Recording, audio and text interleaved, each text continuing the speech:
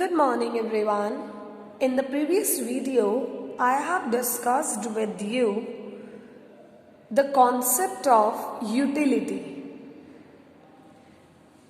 We have also discussed the relationship between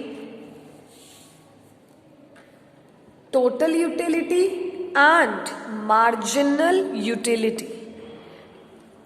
Today I am going to discuss law of diminishing marginal utility. Now what this law states? This law states that as we consume more and more units of a commodity, the utility derived from each successive unit जैसे जैसे सबसे पहली चीज बात किसकी हो रही है? मार्जिनल यूटिलिटी की. हमें पता है जैसे जैसे हम एक एक फर्दर यूनिट को सक्सेसिव यूनिट को कंज्यूम करते हैं, हमारी मार्जिनल यूटिलिटी क्या होती रहती है? फॉल.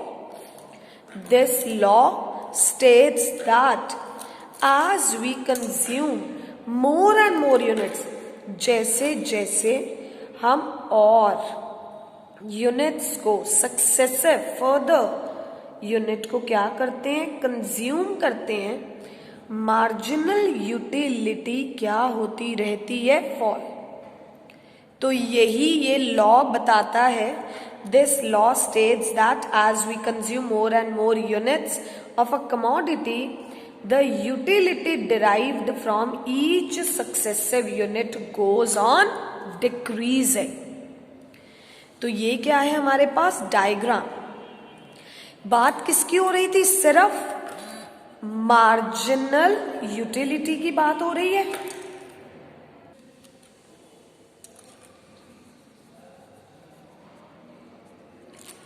तो इसीलिए हम डायग्राम में सिर्फ क्या शो करेंगे? Marginal utility. 1 यूनिट पर मार्जिनल यूटिलिटी कितनी है? 20 यूटिल. 2 यूनिट्स पर मतलब सेकेंड यूनिट पर utility is 16 utils. Third unit पर satisfaction is 10 utils because as we consume more and more units of a commodity, marginal utility from each successive unit goes on falling. marginal utility क्या होती रहती है? fall. तो इसीलिए ये हमारे पास diagram कैसे जाएगा? This is the marginal utility. Is it clear?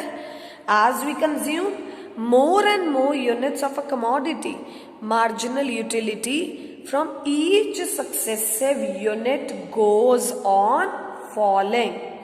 तो ये हमारे पास क्या है? That is law of diminishing marginal utility. We will see here also.